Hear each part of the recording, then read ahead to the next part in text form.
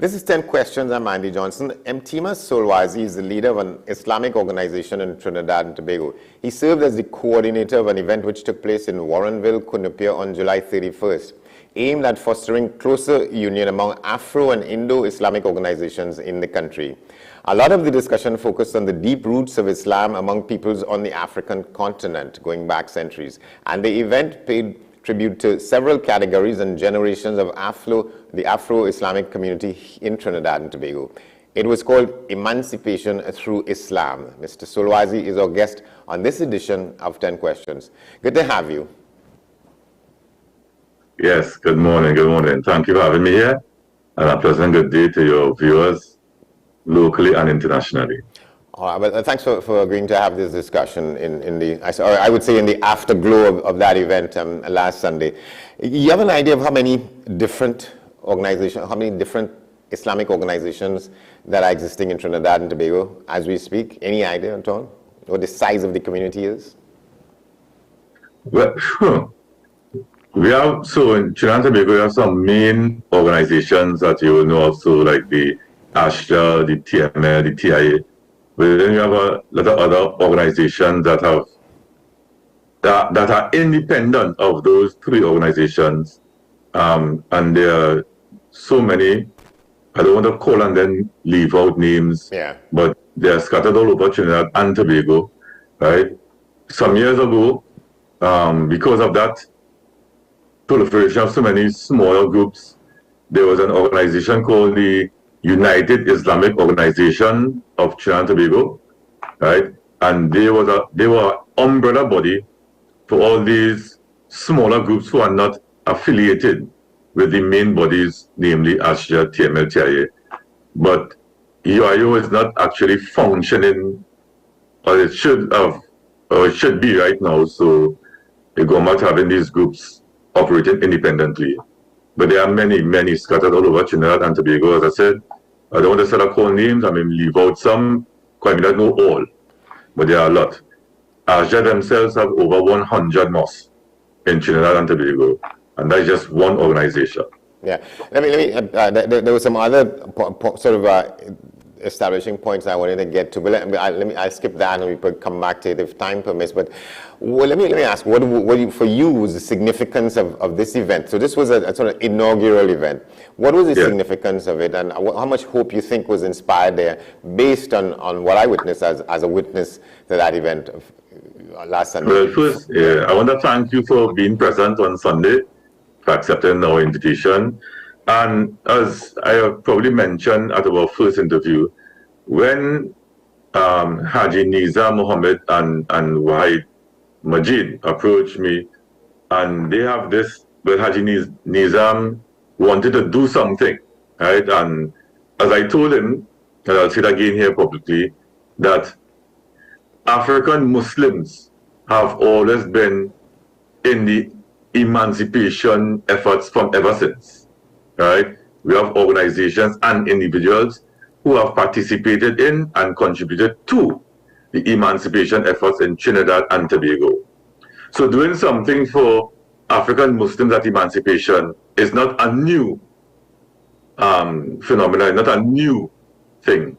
What I did tell them, I said, listen, let's award African Muslims for their contributions towards Trinidad and Tobago and to Islam.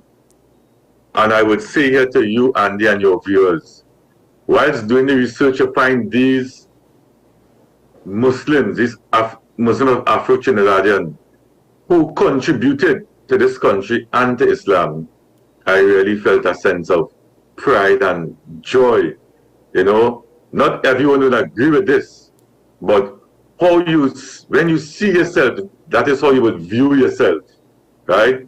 And many too often, African Muslims are portrayed in the media, right? And by those who don't even know, in a bad light. I'm not saying that we don't have our challenges like any other race, like any other group of people, but we should not be singled out as like the problem, you know? And at that event on Sunday, you were present. We saw where we inducted into the Muslim Hall of Fame, Yunus Muhammad Bath, right, and Haji Yusuf Mitchell. And many persons present and after told me, we never knew this information, right? Both African and Indian Muslims were present, especially about Muhammad Bath, the work he would have done. One young brother told me, why won't we taught this at secondary school or at university, right? That there were African Muslims who were purchasing the freedom of enslaved Africans. Yunus Muhammad Bath was one of them. Yeah. So, you know, that I really felt a sense of joy and pride, not of arrogance, but of, yes, we have contributed to Islam and to this country.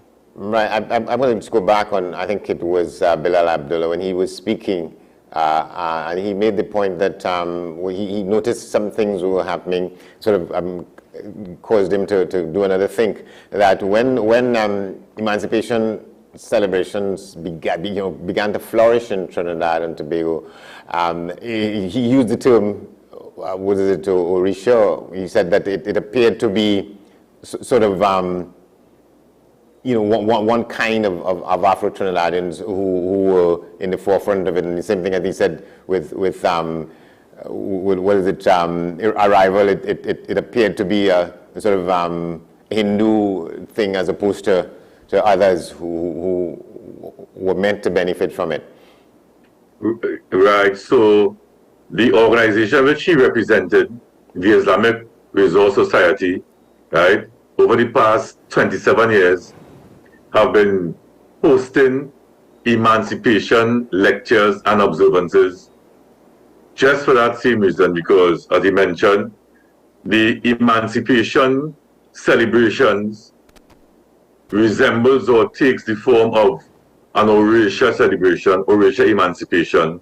And this is not an attack on the Orisha community, because they have done a lot of work to bring an awareness of emancipation to our society, to our people, right? And hats off to them.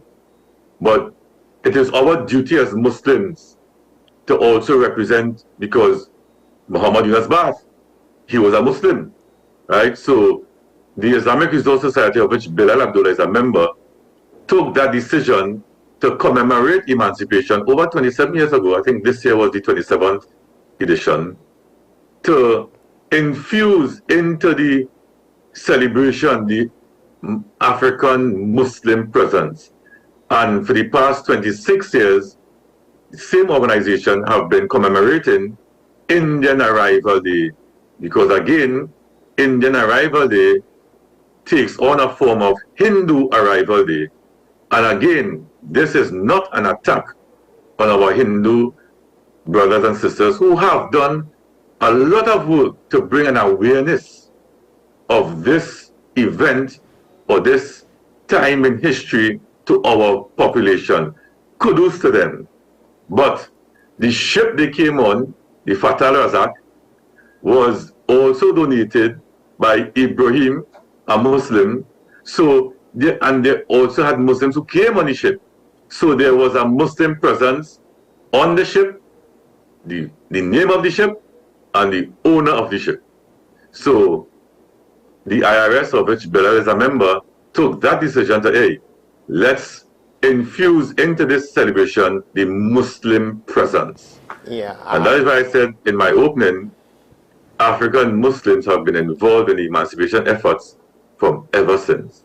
So what we did on Sunday was not new, but it was built on that foundation, right? The national awards, per se, you could say is a new phenomenon, but the celebration and the marking and the acknowledging or acknowledgement of African contribution to emancipation is not new. Yeah, and I know you think this isn't new either. The sense in which we have in whatever kind of organization, whether it's religious, whether it's ethnic, whether it's nationalistic, whether it's regional, there are those people those subsets in there who for whatever reason want to be in the ascendancy, want the agency and the organization to be patterned after their way. And sometimes these things call for real kinds of negotiations to get a commonality that sort of overrides, I would use the term, sort of ethnic ascendancy. And it's no different from other kinds of attempts at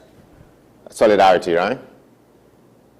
Yeah, and this noble effort started with a small group of brothers, right?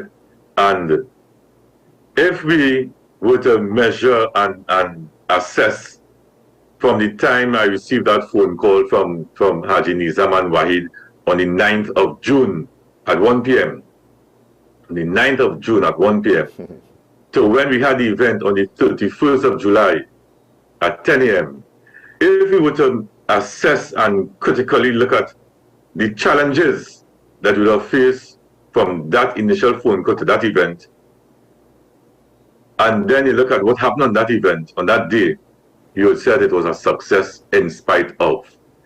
And yes, many people, and that's a human problem that we have, and I am not going to lose too much sleep, right? The effort that was done on Sunday was a continuation of all the efforts over the years to unite the two major groups of Muslims, the African and Indian. There are other groups who are Muslims, you know. There are Chinese, there are Syrian, there are other groups who are Muslims, right? But we tend to kind of zone in on the African and the Indian experience because of our past experiences, right? So we tend to zone in on that. But this is building on those efforts in the past. And it is for us as Muslims to understand, as I said at the event, we have a unique history of Islam in Trinidad and Tobago, but we have an even more unique African experience. And we are hoping that the other groups, the other Muslims, would see the benefit in this and come on board. So we are inviting other Muslims. Now we know when too much too many cooks in the kitchen. Yeah. Oh God, boy, and you know, Andy, you know we in Trinidad, you know how we operate, eh? You know we're not easy. Everybody want to lead, right? But I think we could lead side by side. And in inviting others to the table, which was not designed on the 31st of July, that table was constructed back then by Muhammad Yunus Bath, right? All we did on Sunday was add a tablecloth. So we're inviting you now to bring your cutlery, bring your spoon, bring your bowl, bring your napkins, and let's sit down at this table and continue this effort of one, celebrating the contributions of African Muslims to this country, which is very important. All right, we're going to take a break. We need to take a break. We'll be back in a moment. Stay with us. Emancipation through Islam. We'll be back in a moment. This is 10 Questions. Stay with us.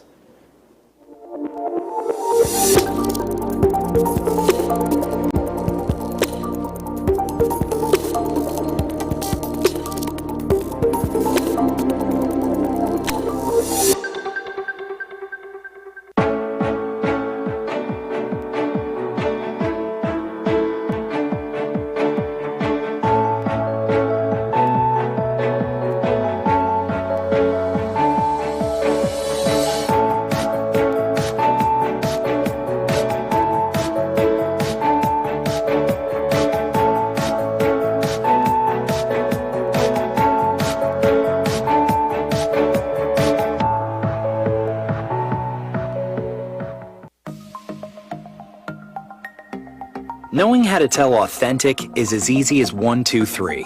Find it, match it, search it. Step 1. Find the style number on the tag. Step 2. Match the style number inside the jersey with the number on the tag. Step 3. Search it. A quick Google search of the style number will verify the jersey is authentic when the search results match the jersey being searched. Don't be fooled by counterfeit jerseys. Before you buy, remember to find it, match it, search it. Fan Zone, 2 locations nationwide. Center City Mall, Chaguanas and Movietown, Port of Spain. Nationwide delivery available.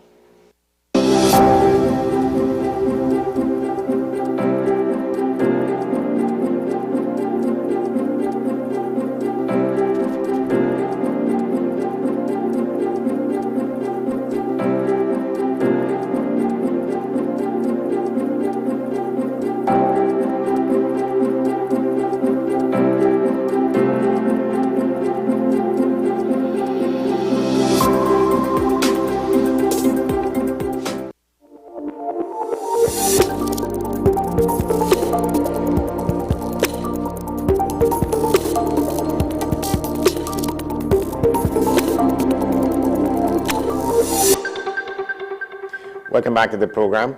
The Oral Traditions Roots Foundation, that's his organization, M. Tima Solwazi, talking with us about that event in Warrenville, Cunupia on July 31st. Emancipation through Islam, an attempt to bring the Afro and the Indo-Islamic organizations in the country under the same broad tent, as I say, the big umbrella. So let me ask you, to the extent that you would have run into representatives of organizations to whom this pitch was made to come together last Sunday, and they had reasons for not wanting to do so. How significant was that, or was that not to be taken seriously?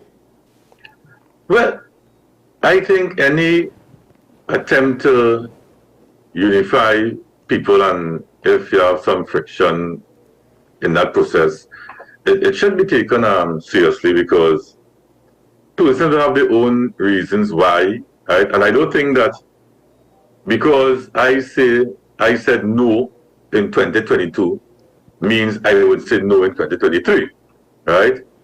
Because you cannot fault anyone for being, I don't want to use the word suspicious, but I want to more say cautious in terms of this, let's come together. And in many times we have put out that line of let's come together, and we see how ugly it could end up becoming, So the thing is, we're not saying, hey, come together under, clearly we're not saying come together under emancipation through Islam, right? We are clearly not saying that. What we are asking for is support of the event, because we want to recognize members from your community who have made contributions, right? And if you don't buy in as a leader into this initiative, then your members will say, I decline, I decline, I decline. And that is not beneficial to us as Muslims and to the nation. Listen, one awardee asked me, she said, Mtima, where you find this vast variety, this cadre of persons, right? It was amazing that, and the awards, viewers and Andy, was not generic, education, sports, culture, leadership. The awards was based on the individual. So you have Islamic leadership and scholarship. Then had Islamic leadership and community work, So it was based on the individual's work over the years. Yeah. We need to celebrate that, and we need you on board as a leader.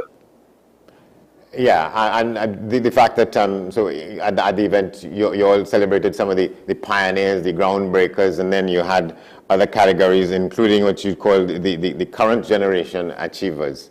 Yeah, the new era groundbreakers. Yeah, as many women as men.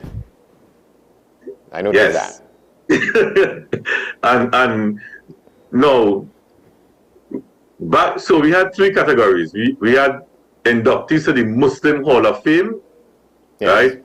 Yunus Muhammad Bat and Haji Yusuf Mitchell. And then we had lifetime achievers, right? I am 50 years old this year. I turned 50 in July.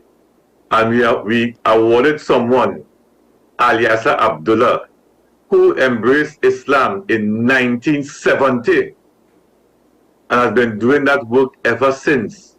So it's over 50 years he has been working in the field in Islamic education, and he was also a teacher for over 40 years, or about 40 years. So we had to really honor these persons, right?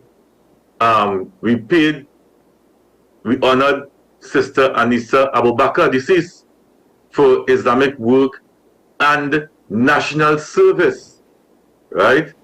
So we have to really show respect, show honor, show homage to these persons. But then guess what? Again, because of the work that Yusuf Mitchell and Muhammad Bath would have done back then, it would have made it easier for those from the 70s to continue that work. And then now, the new era groundbreakers, the heavy lifting is less. So you have persons like Shian Marva from Enterprise. You have Alpha Senon, right, from Y-Farm. These persons now could be so innovative in their approach to deliver Islam through their service to humanity, through their service to this country, right?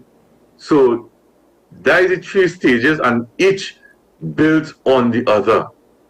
And that is why we need the support, right? We don't want nobody come under there's no umbrella, there's a table. There's a table. We're inviting you to the table. Let's have lunch. Let's have dinner. And let's celebrate our achievers. Yeah. Well, inside of that, the question of Islam's roots in Africa in a big way. I think that a lot of us need to understand that more carefully, because there was a point when, from some of what I heard on Sunday, stuff that I hadn't heard before, the extent to which sort of Islam predated Christianity in Africa. Yes. So we would all hear about the story how Prophet Muhammad, peace upon him, had sent his companions to a place called Abyssinia, which is now called Ethiopia. Yes. And literally to seek refuge from the persecution from the Arabs, right? From the members of their own tribe, right? Not other Muslims, but members of their own tribe, right? We also know for a fact that when Islam had arrived in India, it was after it was established 100 years ago in Africa, right? But these are things we still need to learn of and explore, right? So like, for instance, in Trinidad, what we don't really, I think, fully grasp on the ground is that there was a strong West African presence in Trinidad during the slavery, and even before slavery, I should say that before slavery, Africans must have been coming to this part of the world, you know, on expeditions, on you know, whether doing trade or what. But I said these are things that we have to further explore. I am not an expert on that. I am still learning. I'm still sitting around those who have that knowledge to share, right? But these are things that we really need to explore further, right? And don't feel that our Islam or our history began on a plantation, you know, long before that. Yeah. Well, what do you see lying ahead for this movement, as you say, for the coming around the table to continue this kind of solidarity? Well, I think we had a very, very good turnout on Sunday last. We're still getting feedback from participants. We sent out a feedback form also to get it in writing. And I have received voice notes, phone calls, expressing how persons felt. They feel good. You know, the feeling good is really important, Andy. and viewers, when you feel good, you act good. When you feel good, you think good. You know, if everything around you is negativity and you feel as though, no, we have not done anything, right? So I think this could only grow. And those who may have had some concerns, I say some concerns, for this year, the concerns may be alleviated for next year, inshallah, God's willing. Because the intention for this event is only a pure and sincere one. It's from a place of celebration, it's from a place of recognizing, it's from a place of showing homage, honoring. It's not from a place of usurping, taking over, undermining. No. You know. And if it was from a place of that, you were present, Andy, on Sunday. In spite of that heavy rain, right? Central is a place known for flooding. That auditorium was filled to capacity. You were present. You know? Allah don't bless wrong things and evil. No.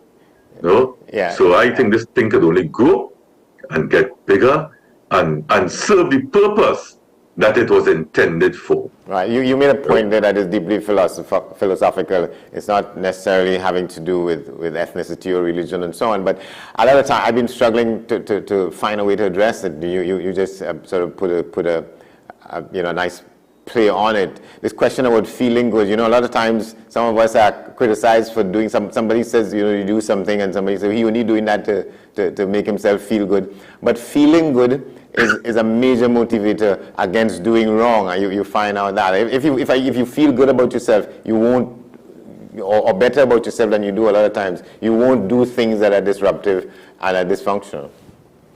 And Andy, I want to add to that.